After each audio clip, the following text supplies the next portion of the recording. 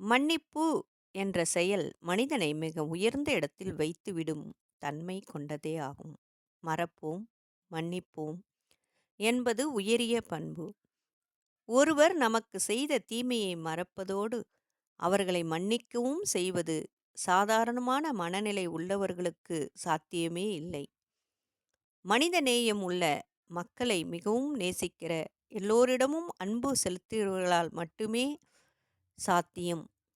வள்ளுவர் பெருமான் இன்னா செய்தாரை ஒறுத்தல் அவர்ஞானம் நன்னயம் செய்துவிடல் என்னும் குறளில் ஒருவர் தனக்கு தீங்கு விளைவிப்பவர்களுக்கும் நன்மையே செய்ய வேண்டும், அவர் செயலை மன்னித்து விட வேண்டும் என்கிறார்.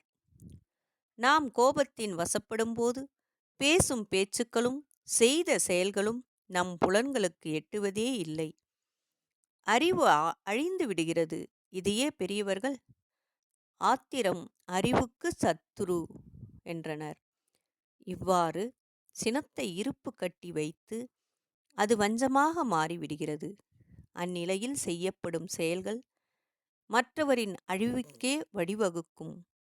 தற்சோதனை செய்து மனவலிமை பெற்று கோபம் என்ற குணத்தை வரவிடமாட்டேன் என்ற சங்கல்பம் எடுத்துக்கொள்ள வேண்டும்.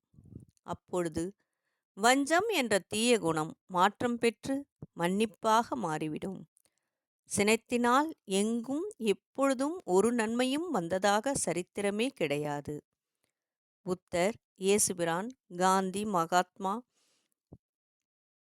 அன்னை தெரசா போன்ற மகான்கள் மனித நேயம் என்ற பண்புக்கு உதாரணமாக இருந்தார்கள்.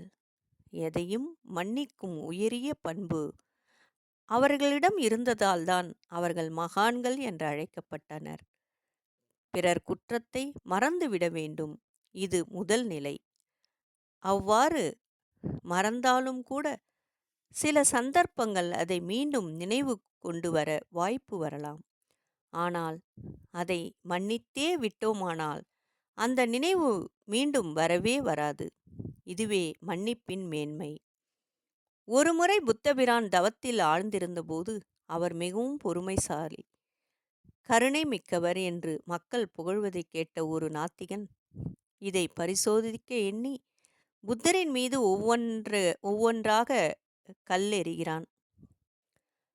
பகவான் சிறிதும் முகம் சுளித்தாரில்லை. புன்னகையோடு கற்களை ஏற்றார். ஒரு கல் புத்தரின் நெற்றியில் பட்டு இரத்தம் வழிந்தது. கல்லெறிந்தவன்